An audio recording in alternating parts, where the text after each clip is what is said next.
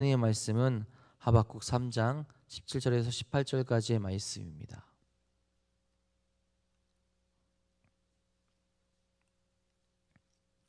하박국 3장 17절에서 18절의 말씀입니다.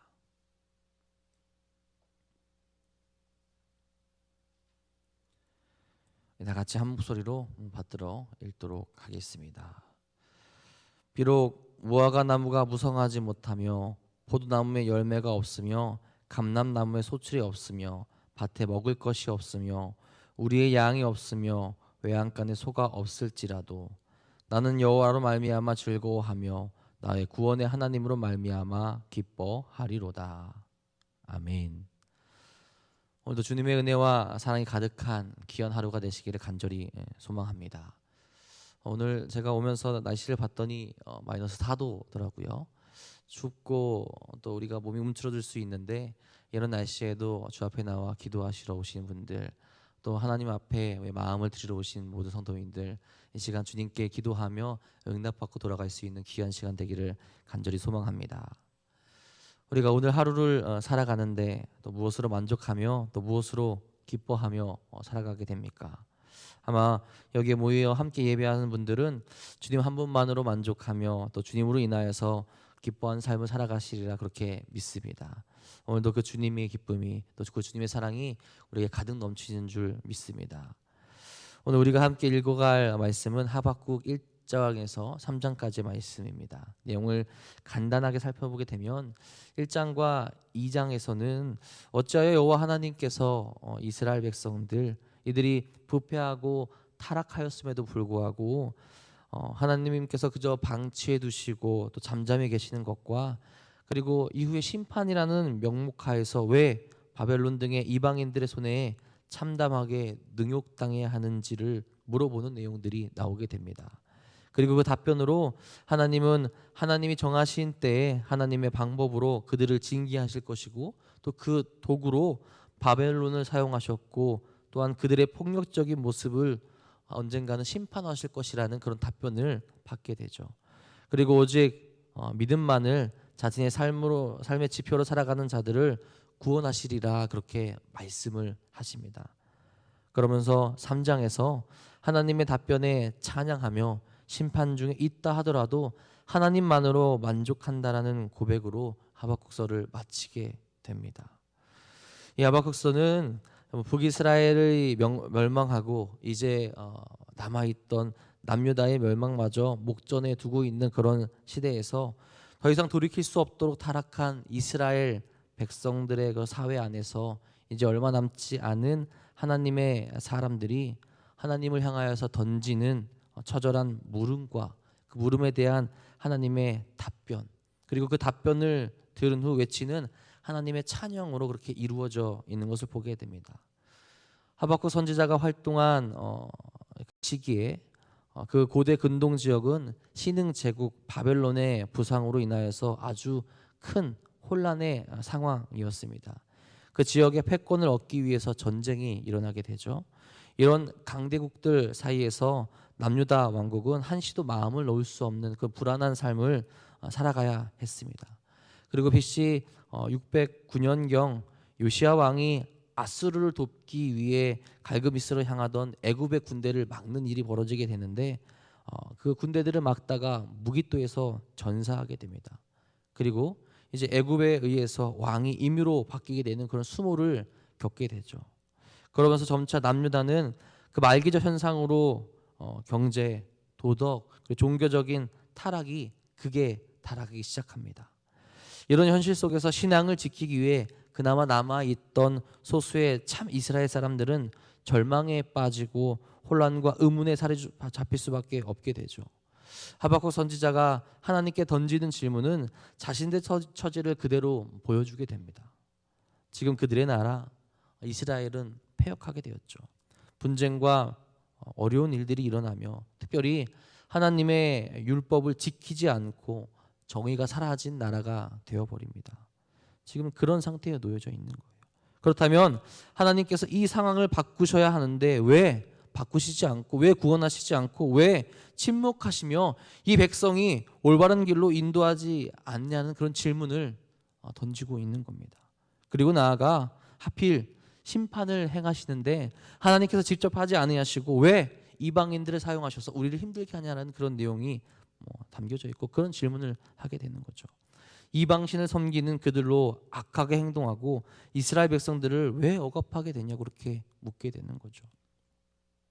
믿음을 가진 사람들로서는 정말 이해하기 힘든 일이었을 겁니다. 여전히 하나님을 바라보고 하나님이 말씀하셔서 돌이키게 하시건 아니면 심판을 내리시면 되는데 왜 그들을 악행을 보시고도 직접 행하지 않으시고 다른 이들, 특별히 이방신들을 섬기는 그들을 통하여서 그들이 왜 심판대에 올라야 되는지를 이해 못한다라고 그렇게 이야기하는 거죠.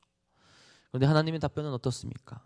갈대아 사람들, 즉 그들은 하나님께서 사용하시는 도구고 하나님의 때에 심판과 죄악에 대한 대가를 받게 될 것이라고 그렇게 말씀하죠.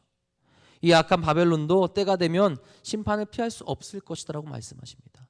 하나님의 도구로서 너희들을 심판하고 너희들을 깨우치게 하는데 사용될 것이고 그 이후에는 반드시 그 대가가 있을 것이라고 하나님께서 말씀하시죠. 그들이 피를 흘리고 마음에 교만하고 악행을 삼은 그 모습 그대로 그들에게 돌아갈 것이라 이렇게 말씀하시게 되는 거죠. 하나님의 도구로 사용되었지만 결국 그들도 심판 안에 오를 것이다 라고 말씀하시는 겁니다. 그런 답변을 주시는 와중에 하나님께서 신앙인들이 어떻게 살아가야 되는지를 말씀해 주시죠. 2장 4절의 말씀에 이렇게 말합니다. 보라, 그의 마음은 교만하여 그 속에 정직하지 못하나 의인은 그의 믿음으로 말미암아 살리라.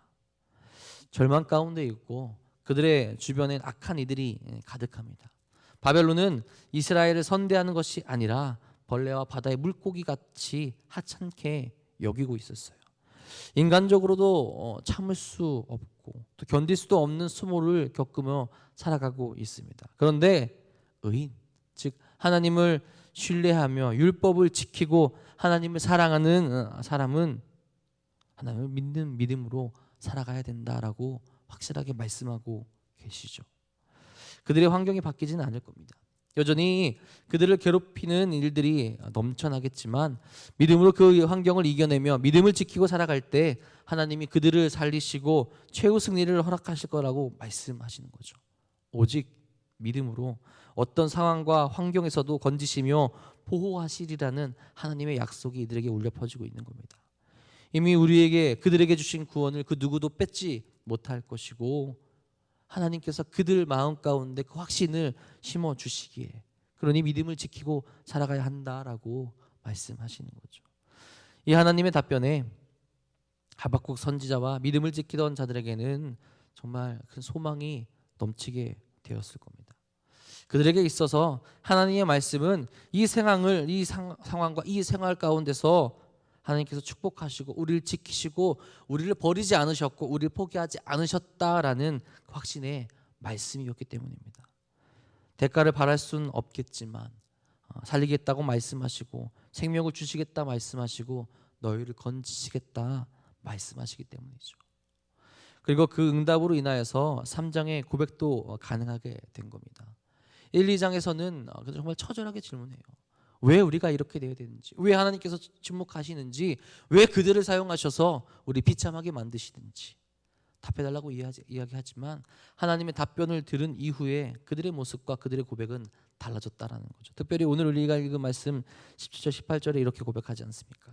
비록 무화과 나무가 무성하지 못하며 포도나무에 열매가 없으며 감람나무에 소출이 없으며 밭에 먹을 것이 없으며 우리의 양이 없으며 외양간에 소가 없을지라도 나는 여호와로 말미암아 즐거워하며 나의 구원의 하나님으로 말미암아 기뻐하리로다. 아멘. 어떤 고백입니까? 정말 순수한 신앙의 고백이 울려 퍼지는 것을 볼 수 있게 됩니다. 그들의 불평과 질문과 억울함이 바뀌어서 하나님을 찬양하는 것을 보게 됩니다. 내게 남은 것이 아무것도 없을지라도 나의 환경과 상황이 최악을 달리고 있을지라도 믿음을 지키겠다라는 거죠. 여호와 하나님 한 분만으로 즐거워하며 기뻐하겠다라는 고백을 하고 있는 겁니다. 그들의 상황이 변치 않을지라도 심판 가운데 놓여 있고 고통스러운 삶을 살아갈지라도 여전히 하나님을 찬송하고 하나님 한 분만을 바라보며 살아가겠다. 그런 고백을 하게 된다라는 거죠.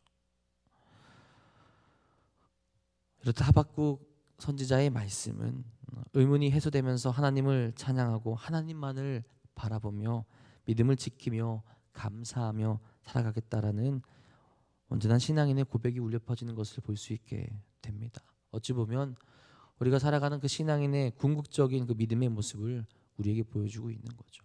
욥이 그랬던 것처럼 내게 아무것도 없을지라도 하나님 한 분만을 만족하며 살아가는 그 삶.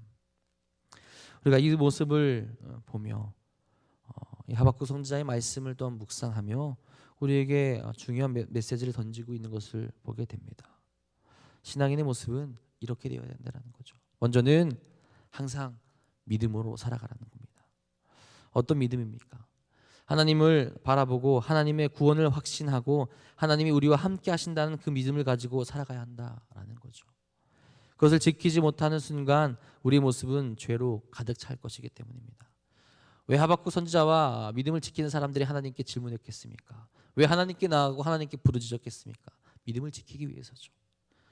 어려운 가운데 아픔 가운데 놓였지만 그래도 믿음을 지키며 하나님과 동행하기 위해서 하나님께 나아가기 위해서 하나님께 부르짖었던 겁니다. 여러분, 지금의 세대는 지금 오늘 말씀에서 이야기하고 있는 그 이스라엘 때와 비교해서 깨끗하고 선하다고 말할 수 있습니까?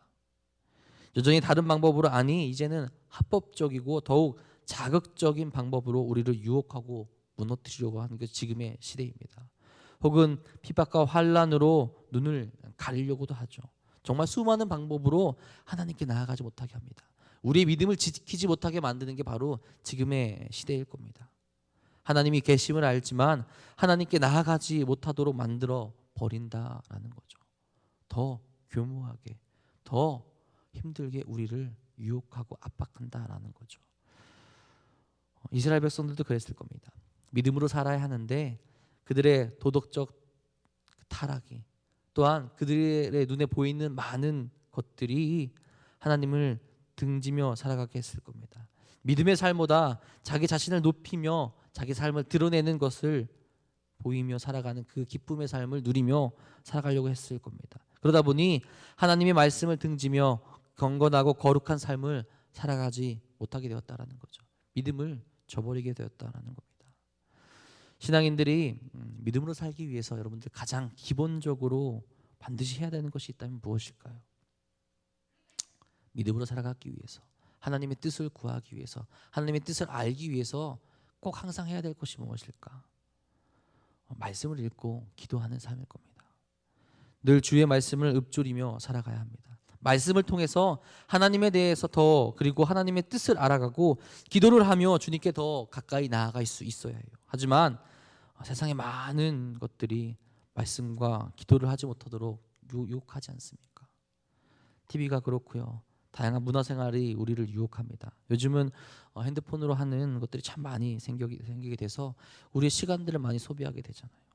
물론 핸드폰들로 말씀을 보면서 또 하나님 가운데 나아가는 분들도 있겠지만 생각보다 재미있는 것들이 우리들의 시간을 뺏어갈 때가 참 많이 있다라는 겁니다.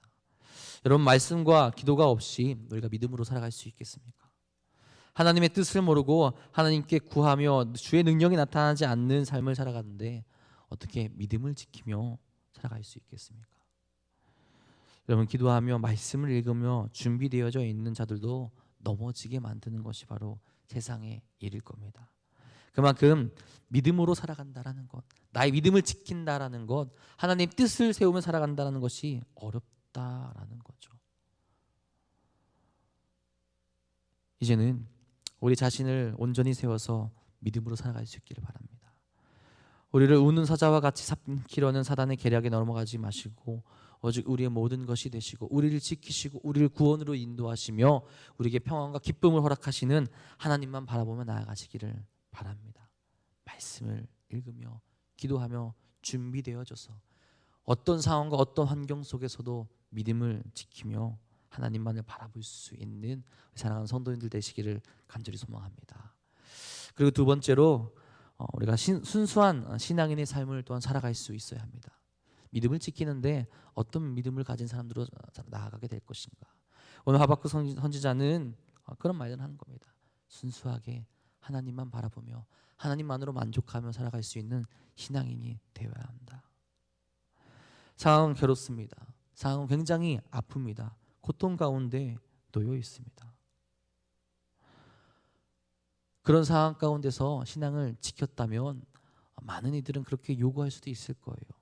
내가 신앙을 잘 지켰으니까, 하나님, 제가 어떤 상황과 어떤 환경 속에서도 하나님만 바라봤으니까 이제는 저에게도 큰 기쁨을 주시고 상황적으로 나아지고 내가 부유할 수 있게 해 주옵소서, 그렇게 요구할 수도 있을 거예요. 그런데 하나님의 응답, 또 하나님의 말씀을 들은 자들이라면 그 응답과 그 말씀만으로 만족하며 살아가야 된다라는 것을 하박국 선지자는 우리들에게 보여주고 있습니다. 정말 순수한 신앙이죠. 하나님 한 분만으로 만족하며 하나님의 약속을 굳게 믿는 것, 어떻게 보면 어리석기까지 하는 모습이지만 그 모습을 하나님께서 기뻐하신다라는 거죠. 아까 읽었던 말씀, 우리가 오늘 읽었던 말씀, 나에게 아무것도 남아있지 않더라도, 내가 정말 아무것도 가지지 않다 하더라도 하나님 한 분만으로 즐거워하며 그 구원의 소식으로 말미암아 내가 기뻐할 수 있다라는 그 고백이 울려 퍼지는 것 아니겠습니까? 이스라엘 백성들에게 있어서 어쩌면 그날이 최악의 상황일 수 있습니다. 믿음을 지키는 자들에게 그날이 정말 어렵고 견디기 힘든 날일 수 있습니다. 가장 어렵고 고달픈 날일 수 있다라는 거죠. 그럼에도 하나님 한 분만으로 만족하겠다, 그렇게 고백하고 있는 겁니다. 여러분께서 기억하시기로 최악의 날이 언제십니까? 그때 우리의 고백은, 또 우리의 모습은 어떠했습니까? 하나님만을 바라보며 하나님 한 분만으로 만족하고 하나님의 뜻을 구하는 그 신앙인의 모습으로 나아가셨습니까? 그 순간은 어렵고 힘들어서 부르짖었을지라도 우리의 모습과 우리의 고백이 정말 순수하게 하나님 한 분만으로 만족하겠다라는 그 모습 가운데로 나아가셨는지 한번 생각해 볼 수 있기를 바랍니다. 우리의 고백이, 또 우리의 모습이, 우리의 삶이 그런 순수한 신앙으로 나아갈 수 있어야 한다라는 거죠. 우리가 신앙생활을 하는 것, 우리가 믿음을 가지고 나아간다라는 것은 나에게 어떤 유익한 나의 삶에 있어서 세상 사람들에게 보여줄 만한 좋은 것을 추구하고 바란다라기보다는 순수하게 하나님 한 분만으로 만족하며 나아갈 수 있어야 한다라는 거죠. 그리 아니하실지라도 감사하며, 그리 아니하실지라도 하나님만은 바라보겠다라는 그 고백이 우리에게 울려 퍼질 수 있어야 한다라는 겁니다. 우리가 잘 알고 있는 다니엘의 친구들도 그러지 않습니까? 왕의 형상에 절하지 않는 자를 타는 풀무불에 태워버리겠다, 그런 상황 가운데 놓였지만 하나님께서 그들을 지키실 것이라 고백하며 그리 아니하실지라도 하나님을 바라보며 믿음을 지키겠다, 그들이 그렇게 고백합니다. 그리하지 아니하실지라도 우리는 믿음을 지키겠다라는 그 모습이 그들 가운데 있었다라는 거죠. 우리도 우리의 삶 가운데 고난과 고통이 있을지라도 하나님 한 분만 바라보며 살아가는 그 순수한 신앙의 모습이 우리에게 있어야 한다는 거죠.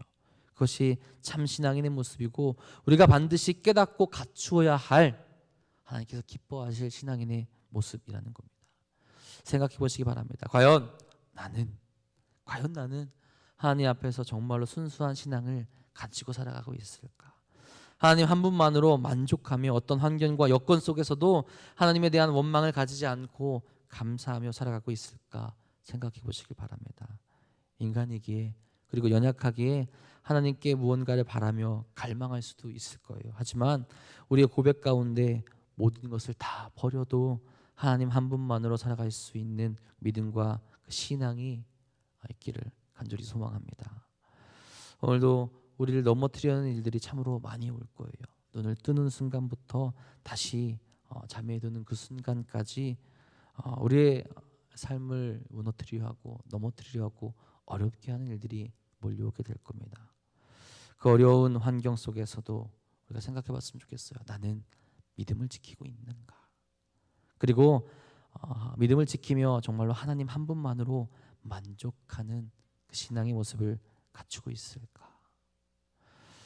오늘 하루 우리 삶 가운데서 하나님이 기뻐하시는 그 모습, 하나님께서 정말로 행복해 하시는 그 모습을 지키시면서 신앙인으로서 온전히 살아갈 수 있는 귀한 하루가 되기를 주님의 이름으로 간절히 축원합니다. 기도하겠습니다. 사랑의 주님, 오늘도 우리를 이 자리로 불러주심을 진심으로 감사드립니다. 어렵게 하는 이들, 우리를 유혹하는 이들, 우리를 아프게 하는 일들 우리 가운데 많이 있지만 주여 이제는 우리가 살아가는 모든 삶 속에서 믿음을 지키게 하여 주시고 또한 하나님 한 분만으로 만족하며 살아가겠다는 그 순수한 신앙을 우리에게 허락하여 주옵소서. 나의 뜻을 구하는 것이 아니라 나의 유익을 구하는 것이 아니라 세상의 유혹 가운데로 넘어가는 것이 아니라 이제는 온전히 믿음을 지켜서 하나님을 기쁘시게 하는 삶을 살아갈 수 있도록 이끄시고 인도하여 주옵소서.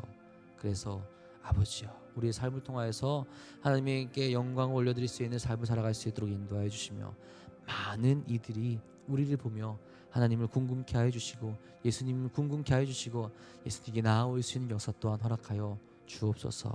이제 우리가 살아가는 그 삶은 나만의 삶이 아님을 고백하게 됩니다. 우리를 통하여서 하나님의 영광이 나타나고 믿지 않는 많은 이들이 하나님을 바라볼 수 있는 통로가 될 수 있도록 이끄시고 역사하여 주옵소서. 삶을 살아가는 모든 순간 그리고 오늘 우리가 일어나서 다시 잠에 드는 그 모든 순간까지 우리는 유혹에 빠지며 유혹이 우리에게 몰려오겠지만 주님 그 유혹을 이어게 될 수 있도록 인도하여 주사 하나님 온전케 되는 삶을 허락하여 주옵소서. 아버지께 나아가 아버지의 그 삶을 살아가는 그 순간마다 또한 우리가 어려워지고 아픔 가운데 있고 눈물을 흘리며 살아갈 때도 분명히 있습니다. 그때마다 다시 한번 역사하여 주셔서 주의 그 크신 팔로 감싸 주시고 하나님 한 분만으로 만족하며 기쁨을 누릴 수 있는 믿음 또한 다시 한번 허락하여 주옵소서. 옥쓰러져서 눈물을 흘리며 넘어져 있는 이들이 있습니까? 아버지 그들에게 다시 임하여 주셔서 하나님의 사랑이 언제나 우리를 향하고 있음을 깨닫게 하여 주시고 어떤 환경과 어떤 모습 속에서도 아버지만을 바라볼 수 있도록 이끌어 주옵소서. 오늘도 주 앞에 나와 기도하는 많은 이들이 있습니다. 주여 그들의 기도를 아버지 흘려보내지 마여 주시고 역사하여 주셔서 오늘 응답하여 주시고 다시 한번 하나님과 동행할 수 있는 역사 또한 허락하여 주옵소서. 주께서 오늘도 함께하여 주시며 기쁨과 은혜 가운데로 나아가게 하실 것 믿사오며 우리 사랑하신 예수님의 이름으로 감사하며 기도합니다. 아멘. 하나님 오늘도 그 은혜 가운데로 나아가겠습니다. 어렵고 힘들고 아픔이 있지만 아버지 우리에게 올려오는 유혹이 있을지라도 하나님 한 번 바라볼 수 있도록 인도하여 주옵소서.